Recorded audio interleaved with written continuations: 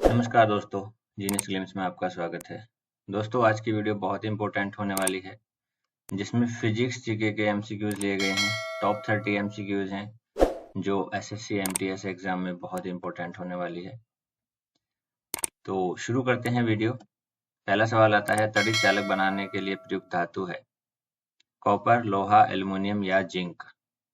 तड़ित चालक बनाने के लिए जो धातु प्रयुक्त होती है वो है कॉपर। ऑप्शन ए हमारा सही उत्तर है। अगला सवाल है, निम्नलिखित में से वह युक्ति कौन सी है जो सिग्नल को निम्न प्रतिरोध क्षेत्र से उच्च प्रतिरोध क्षेत्र में अंतरित कर देती है। जो सिग्नल को निम्न प्रतिरोध क्षेत्र से उच्च प्रतिरोध क्षेत्र में अंतरित करती है वो है ट्रांजिस्टर। तो ऑप्शन ए हमारा सही उत्तर है। अगला सवाल है, धारावाहक तार कैसा होता है? ऋणात्मक आवेशित, धनात्मक आवेशित, धारा की शक्ति के आधार पर आवेशित या न्यूट्रल। धारावाहक तार न्यूट्रल होता है दोस्तों। ऑप्शन डी इसमें सही उत्तर है। अगला सवाल है, निम्न में से कौन सा सीआरटी का हिस्सा नहीं है? छाया, फास्ट प्रपट, गैस प्लाज्मा या इलेक्ट्रॉन गन। सीआरटी का जो हिस्सा नहीं है वो है गैस प्लाज्मा। ऑप्शन सी हमारा सही है। अगला सवाल है, अतिचालक वह चालक है जिसका क्या शून्य होता है? करंट, विभव, प्रेरक या प्रतिरोध। अतिचालक का जो शून्य होता है वो होता है प्रतिरोध। तो ऑप्शन डी हमारा सही उत्तर है। अगला सवाल है, निम्न में से कौन सा सर्वोत्तम विद्युत चालक है? लोहा, तांबा, चांदी या एल्युमिनियम। सर्वोत्तम विद्युत चालक है दोस्तों चांदी। Option C is the right. अगला सवाल है, ठोस अवस्था में विद्युत धारा प्रवाहित करने वाला पदार्थ कौन सा है? ग्रेफाइट, हीरा, सोडियम क्लोराइड या आयोडीन। ठोस अवस्था में विद्युत धारा प्रवाहित करने वाला जो पदार्थ है वो है ग्रेफाइट। ऑप्शन ए हमारा सही उत्तर है। अगला सवाल है, ओम का नियम निम्न में से किसके बारे में सही है? अर्धचालक, रोधी, अतिचालक या चालक। ओम का नियम जो सही है वो है चालक के बारे में सही। Option D is the right answer. अगला सवाल है, सिलिकॉन क्या है? विद्युत रोधक, अर्धचालक, चालक या कुचालक। सिलिकॉन है एक चालक। तो ऑप्शन सी इसमें सही उत्तर है। अगला सवाल है, बैटरी के प्रचालन का मूल सिद्धांत है अपोहन, अम्ल आधारित आंतरिक अंतरक्रिया, उपापचयन, विद्युत अपघटन। बैटरी प्रचालन का जो मूल सिद्धांत है वो है उपापचयन। ऑप्शन सी इसमें सही उत्तर। अगला सवाल है, विद्युत परिष्करण के दौरान विशुद्ध धातु कहाँ पर एकत्रित होती है? बर्तन, एनोड, कैथोड या विद्युत अपघटन। विद्युत परिष्करण के दौरान जो विशुद्ध धातु एकत्रित होती है वो होती है कैथोड में। ऑप्शन सी हमारा इसमें सही उत्तर है। अगला सवाल है, धारा का वहन करने के समय सुचालक कैसा होता है? ऑप्शन है विद्युतीय निष्प्रभावी, वैकल्पिक रूप से धनात्मक एवं ऋणात्मक आवेशित, ऋणात्मक आवेशित या धनात्मक आवेशित। धारा प्रवाह के समय जो सुचालक होता है वो होता है विद्युतीय निष्प्रभावी, यानी कि ऑप्शन ए हमारा यहाँ सही आंसर है।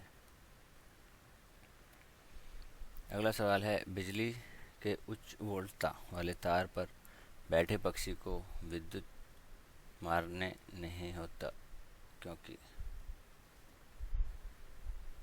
ऑप्शन है उसके पैर सुविद्युत रोधी होते हैं, वह विद्युत धारा के प्रवाह के लिए समृद्ध पथ नहीं बनता है, उसमें उच्च प्रतिरोध क्षमता होती है, उसका शरीर भूमि के से संपर्क कर जाता है।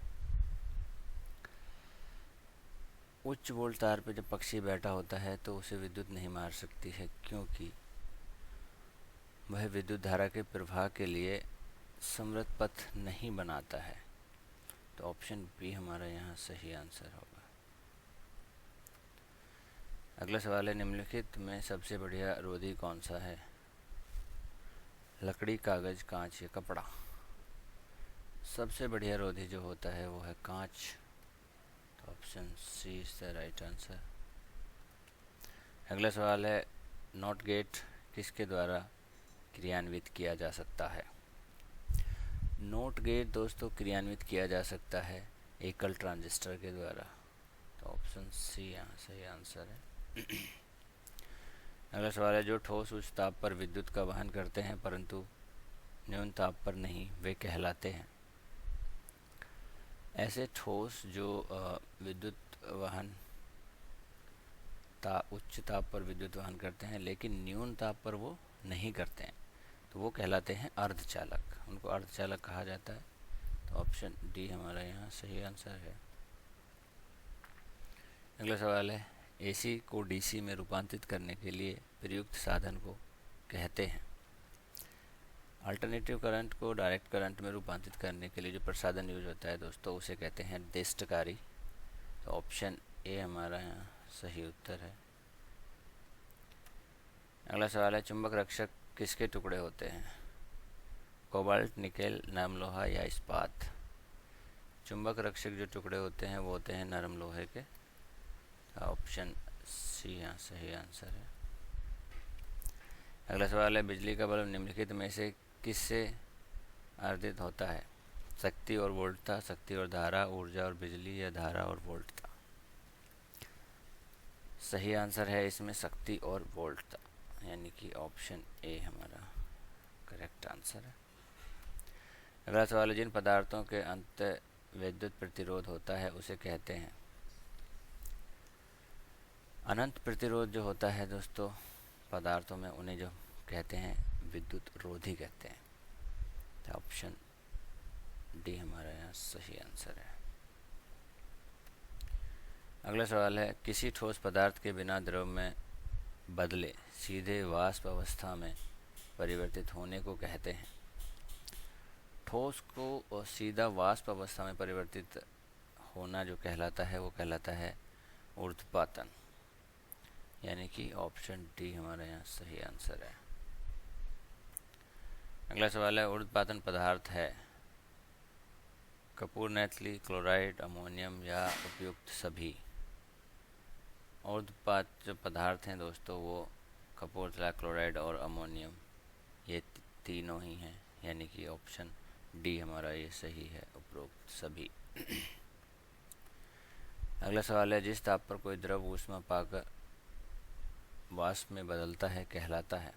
क्वथनांक, वाष्पन, गलनांक या इनमें से कोई नहीं? द्रव ऊष्मा पाकर वाष्प में बदलता है वो कहलाता है दोस्तों गलनांक। तो ऑप्शन सी हमारा सही उत्तर है। नेक्स्ट है, शुद्ध पदार्थ में कोई अन्य पदार्थ मिला देने पर उसके गलनांक पर क्या प्रभाव पड़ जाता है? अपरिवर्तित रहता है, बढ़ जाता है, घट जाता है या पहले बढ़ता है फिर घटता है? शुद्ध पदार्थ में कोई अन्य पदार्थ अगर मिला दिया जाता है तो उसका जो गलनांक है वो घट जाता है। तो ऑप्शन सी हमारा सही उत्तर है। अगला सवाल है, मिश्र धातु में गलनांक उसके अवयवी धातुओं की अपेक्षा बराबर होता है, निम्न होता है, उच्च होता है या इनमें से कोई नहीं? मिश्र धातु में जो गलनांक है वो अवयवी धातुओं की अपेक्षा निम्न होता है। तो ऑप्शन बी हमारा सही उत्तर है। अगला सवाल है, द्रव में वाष्प के में पदार्थ की अवस्था परिवर्तन को कहते हैं? वाष्पन, गलन, क्वथन या इनमें से कोई नहीं? द्रव से वाष्प में जब पदार्थ परिवर्तित होता है उसे कहते हैं वाष्पन। ऑप्शन ए हमारा यहाँ सही उत्तर है। अगला सवाल है, दाब बढ़ने के किस द्रव का क्वथनांक बढ़ेगा, घटेगा, परिवर्तित रहेगा या कभी घटेगा कभी बढ़ेगा? दाब बढ़ने से क्वथनांक जो होता है वो बढ़ता है। तो ऑप्शन ए हमारा यहाँ सही उत्तर है। अगला सवाल है, अपद्रव्यों को मिलाने से गलनांक पर क्या प्रभाव पड़ता है? अपद्रव्यों को मिलाने से गलनांक जो है वो बढ़ जाता है। तो ऑप्शन ए हमारा सही उत्तर है। अगला सवाल है, शीशे की छड़ जब भाप में रखी जाती है इसकी लंबाई बढ़ जाती है परंतु इसकी चौड़ाई अप्रभावित रहती है, अवस्थित रहती है, बढ़ जाती है या घट जाती है। शीशे की छड़ जब भाप में रखी जाती है तो इसकी जो चौड़ाई है वो अवस्थित रहती है, यानी कि ऑप्शन बी हमारा सही उत्तर है। नेक्स्ट है, चांदी की ऊष्मीय चालकता तांबे की ऊष्मीय चालकता की अपेक्षा कम होती है, विशिष्ट ऊष्मा ध्वनि की तीव्रता या अधिक होती है। चांदी की ऊष्मीय चालकता और तांबे की ऊष्मीय चालकता को अगर कंपेयर करते हैं तो इसमें जो होता है वो अधिक होती है, तो ऑप्शन डी हमारा सही उत्तर है। धन्यवाद दोस्तों, आपने वीडियो पूरा देखा। प्लीज़ वीडियो को लाइक एंड शेयर ज़रूर करें। अगर आप चैनल पर नए हैं तो सब्सक्राइब कीजिए। धन्यवाद।